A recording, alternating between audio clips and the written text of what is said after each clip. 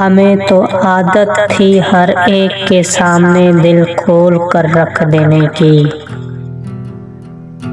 پر ہمیں کیا خبر تھی کہ یہاں لوگ تماشے کے منتظر بیٹھے ہیں،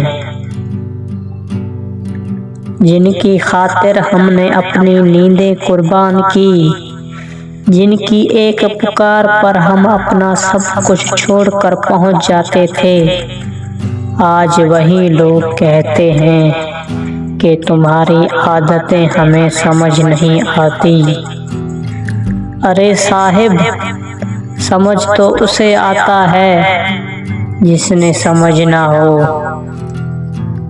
جس نے نبھانا ہی نہ ہو، وہ تو آپ کے خلوص میں بھی ہزار نقص نکال لیتے ہیں۔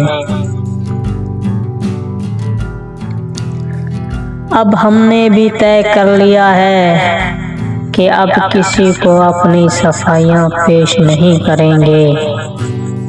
جس کی نظر میں ہم برے ہیں وہ ہمیں برا ہی سمجھے، کیونکہ اب ہمیں لوگوں کے معیار پر پورا اترنے کا شوق نہیں رہا۔